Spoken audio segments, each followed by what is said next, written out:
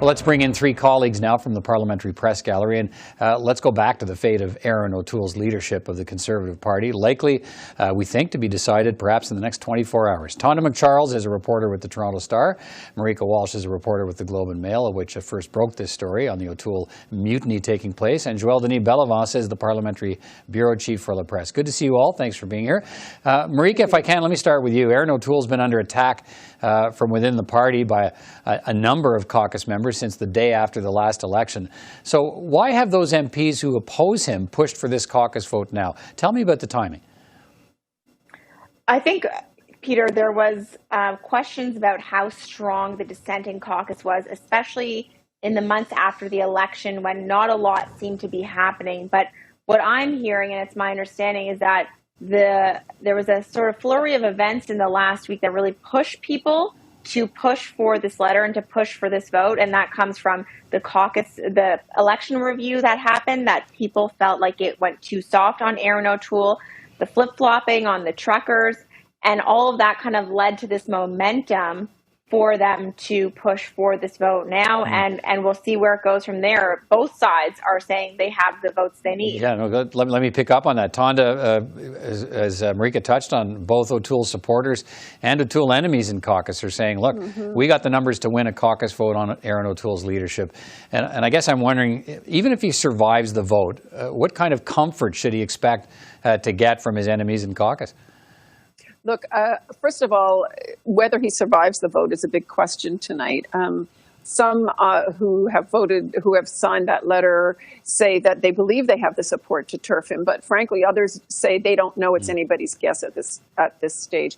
But overall, it's going to be still a huge challenge for him to continue leading, isn't it? Even if he surpasses the simple majority of 60 caucus members to survive the vote, you know, is that the vote of confidence? We've seen other leaders, Ralph Klein, Joe Clark, others have basically take their leave on a much different threshold. I think the fact remains that this is a party still in search of its identity post Stephen Harper. And, you know, look, I talked to a couple of MPs who essentially support keeping Erin O'Toole in place, but not with a lot of enthusiasm, and also wondering, you know, they say that previous voter coalition that kept the party together and brought them to power, that doesn't exist now. That by and large, not only is society fractured, but this party is fractured along philosophical lines. Joël-Denis, the Quebec caucus of the Conservatives, pretty much solidly behind Erin O'Toole. They've been firm supporters. What are you hearing from them today? Well, I talked to a few of them today, and the support is eroding. Some of them told me that they were supporting Erin O'Toole up until now, but they plan to vote to oust him because they don't feel he's the man to be able to keep the party united going forward. So Mr. O'Toole is even losing support among traditional supporters, if I may say, in Quebec, because they were supporting his attempt to modernize and bring the party more to the center so that it would be more sellable in Quebec. And those people are planning to vote to kick him out. So my sense is that Mr. O'Toole does not have enough number to keep his job. If he does have 60+1, that's not enough. Even according to MPs who plan to support him, they feel that this will not resolve the issue. Party unity is at really at all-time low. And I'm told that during the last few caucus meetings, especially last week, everybody was insulting everybody at going to the microphone. So the temperature has gone up. And it's boiling over, and this is the result of the letter. Marieke, the O'Toole supporters say, you know, this revolt's all about the leader's decision to support and fast-track that Liberal bill to ban conversion therapy. And we saw Alberta MP Ron Liepert say today on his way into Parliament, look, this is all about angry Scheerites, sort of suggesting payback. Supporters of former leader Andrew Scheer looking for, you know, retaliation against O'Toole. What are you hearing from your sources on that idea that, look, this is really a fracture between those social conservatives in the caucus and some of what they view as freelancing that Erin O'Toole's been doing on key policy issues? I think that's still a bit to be determined, Peter. We don't have the full list of people who signed the letter. Certainly Garnet Genio has said that on the record that it's a cross-section of MPs who did sign this letter. He himself is a social conservative. But that statement from Erin O'Toole last night angered people even more from what I'm hearing, because they viewed his attempt to save his leadership as also further divisions within the party, as sowing division in order to win. And that's not what they want to see right now. So some people are saying they wanted to see more contrition from the Conservative leader, given the revolt, the open revolt that he is facing, and that he is not helping things right now. What are your thoughts on that, Tonda?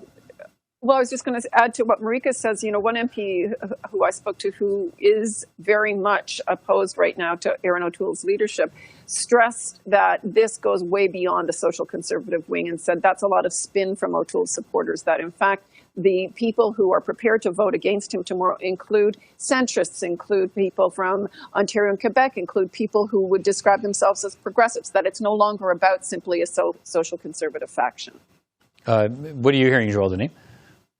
Same thing. As Marieke said, the letter that the statement that Mr. O'Toole issued last night angered even those who were supporting him because they felt that this was a statement that fueled division even more within the Conservative Party. And the irony of it all is that Mr. O'Toole could become potentially the first leader to be kicked out under the Reform Act proposed and adopted by the Parliament in 2015, and that was proposed by Michael Chung. So that would be the irony of it all, that a Conservative Party leader would be ousted by reform proposed by a Conservative MP. Marieke, let's talk a bit, let's go down the road a little bit on this. Who's waiting in the wings if there is another leadership race? And to be clear, I think this is what would be the third leadership race in 6 years, and some suggesting, look, Erin O'Toole, if he gets voted out by the caucus, if that happens on Wednesday, he might run for the leadership again if he's stripped of it by the caucus tomorrow. So lots to watch here. But who should we be looking at as possible successors to Erin O'Toole, and could that campaign start immediately? I think you're actually hitting the nail on the head on the factors leading into the decisions for some MPs going into the vote tomorrow. Who actually is the alternative? They've already been down this road twice now since Stephen Harper's government lost in 2015, and it hasn't always worked out. And so I think that, I recall from the last leadership that I spent a week just writing about who wasn't running. So some MPs I'm hearing from, or I'm hearing chatter around, want to actually have some guarantees about what they're actually in for. If they vote against Erin O'Toole, what does that mean for who they have an option of voting for in the months ahead when they do a leadership race? So that's a big question. Obviously, everybody talking about Pierre Poilievre, but it's my understanding that he has not made it clear whether he would or wouldn't run. And he made all the organization in the last leadership race to make a bid for leader and then backed out at the last minute, surprising many people. So I'm not sure he's as clear as some people think he is based on his presence on social media. And then another person to watch, I think, would be Leslyn Lewis, who placed quite well in the last leadership race and won a seat in the House of Commons in the last election. Let me hear from you on that, Tonda. And I guess one of the things to raise here is, what not just who could a potential leader be, but what you sort of touched on it earlier. What is it they want to lead? What is this party going to actually be going forward? And then that sort of brings you down the road of possible choices, and then takes you back full circle to the possible rifts within the caucus and in the party. But all those different factions that you need to consider if you want to run for the leadership. Well, look, I think we can safely say we've seen those factions on display in the last two leadership races for the Conservative Party. We have seen very divisive races in both cases, which saw Scheer and O'Toole elected, and we saw the social conservative wing of the party flex its muscle. It's basically about 30%, but if you throw in then, the gun lobby, that's a good chunk of the membership, the party's membership. So yes, the party does have to decide what it stands for, but the truth of the matter is any leader does get to shape a party and its policies. O'Toole has tried, but perhaps he didn't have the people, leadership, caucus management skills to pull it off. To bring the factions together after the fact.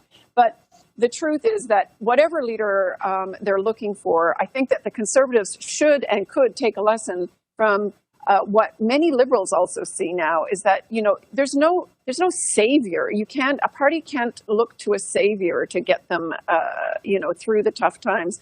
And in O'Toole's case, he's there, but I haven't heard a lot of names of other progressive leaders who might be able to pull off the feat. He seems not to be. What about coming out of the provinces of Quebec, Joël-Denis? Should we watch for possible leadership contenders there if Erin O'Toole doesn't pass this vote?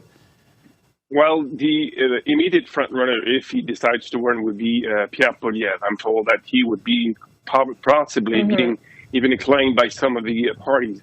But I'm told that the progressive branch of the Conservative Party will want to have a progressive candidate, and a lot of pressure will be put on Gérard Deltel to run this time. He almost did last time around, but Jean Charest, the former Premier of Quebec, pulled the rug under his feet when he announced that he was thinking about it, so that all the support he could have had disappeared. I'm also told that some Conservatives would like to see Caroline Mulroney. She's the current Transport Minister in Ontario. They like her. The progressive wing of the party would like her to jump into the federal arena. And also Mark Mulroney is another name that I heard bandied about today. So, but it remains to be seen. I think the one who will decide who runs will be Pierre Poilievre. If he decides to go, I think it's game over. He's going to get it in the bag because he's got some support already, pretty strong support. And in my sense, he's already running a leadership campaign, by the way, hitting the House of Commons and also on social media. Yeah, maybe just a little. All right, thank you all for your time tonight. Appreciate it, and watch how this story unfolds. Thanks for taking the time. Thanks. Thank you. Peter.